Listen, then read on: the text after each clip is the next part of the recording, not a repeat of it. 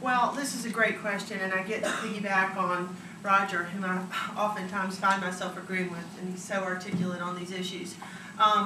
We've got a situation right now where as many as 40%, that's the statistic I pulled off the Chamber website, of our ninth graders will not be prepared for college or for any job in 4 years.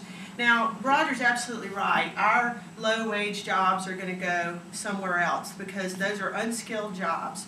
Skilled labor positions are the future. We have got to have it's going to take post-secondary education. Some education after high school is going to be required for every job in America because our unskilled jobs are going to go someplace else, south, east, west, somewhere. They're not going to be here anymore, and we might as well let them go. What we need to be able to have skilled labor jobs, and that's going to require extra education. Now, the two-year college system is an excellent way to do that. I am not a big proponent of collapsing the two-year college system because this is a great place for kids to go and get the extra education they need to access these jobs. It is a great place to do that. Now, the two-year college systems have got a bad rap for many reasons, for inefficiencies, for problems. Certainly we need to clean up that, but I think that the two-year college systems are very good for the kind of trained and retrainable workforce that we are going to have in the next generation. Thanks. Mr. Dames.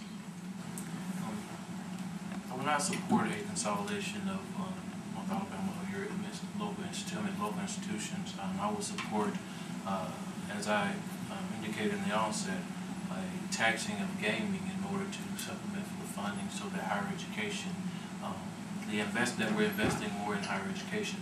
As you know, the last few years I've been championing an issue called the College Affordability Cost Reduction Act, where in Washington, D.C., myself and the National Education Association, along with 50 other national groups, was organized a campaign in 2006 to urge Congress to put more money into higher education because President Bush cut $12 billion in his first budget from higher education, and we were trying to get those $12 billion back.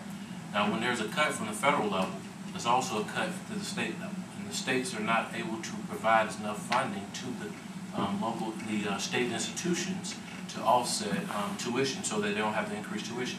So when that cut happens, it forces institutions to increase their tuition in order to keep the doors open. So in that sense, the student have to depend primarily more so dependent upon student loans. So I would not support a consolidation of schools. I think that there are ways in which we could fully fund higher education, institutions of higher education, because they're the ones that's preparing our workforce, and I feel that it's an investment, not a burden. Thank you. Mr. Wright. Consolidation of schools.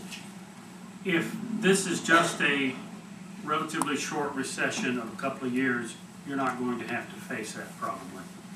But during the Depression, when you had an extremely long period of time, there was a consolidation of higher education in other states. The state of Georgia had a consolidation there, and that's why they just have one 4-year program with an engineering degree there, whereas we have some 7 schools award engineering degrees in the state of Alabama.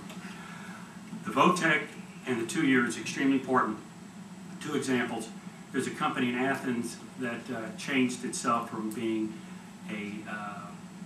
they became a precision medical parts business. Okay, they need trained people, okay, who have degrees such as an associate in electronics, for instance. TBE is certified locally here for nuclear power plant parts.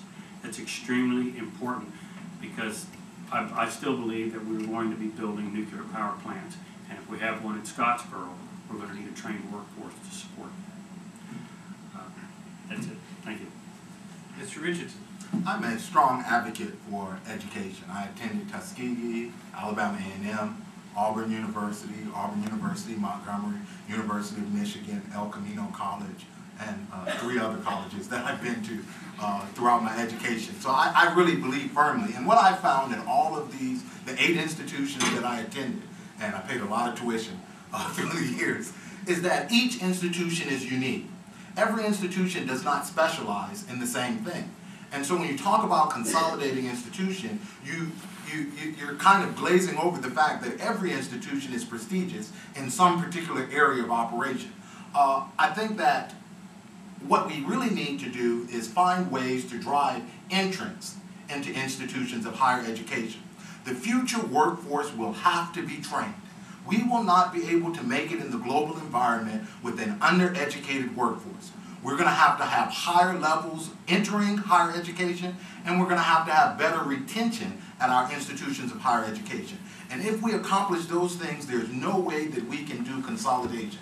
We're going to need more individuals in the American workforce prepared to be engineers, prepared to be doctors, prepared to be nurses, prepared to go into the wide variety of industries that we are now shipping overseas. I find it amazing in America to find out that we are importing engineers.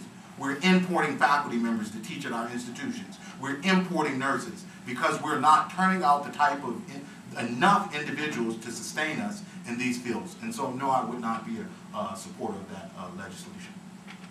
Mr. Sanford.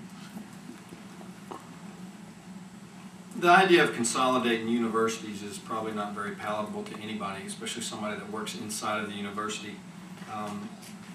I would suggest that we look at successful universities like UAH and the UA system and look at their models of operation, how they accomplish the effective task of educating the students in a fiscally responsible manner, and then look at the underperforming universities and two-year colleges and try to emulate their system of operation into those universities.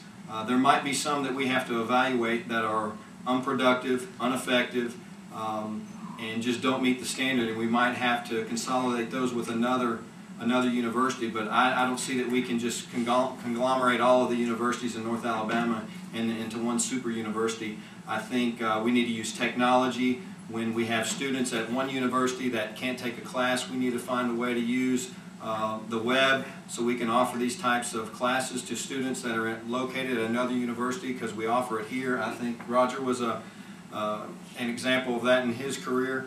I take a little bit of offense to what Mary Scott said about, let's let those jobs go if they're unskilled. Guess what? I own a restaurant. I have unskilled workers. All right, if it's up to her, I'm gone. You're shipping me off somewhere. You have to have service sector, entry-level jobs to get people into the workforce. I provide that, okay? I provide college kids an opportunity to pay their way through school. I provide high school kids the opportunity to learn how to work and gain a work ethic. I provide, single mothers the opportunity to provide for their children. So I'm a little bit opposed to that, and I think we do need to offer trade organizations and incentives for workers.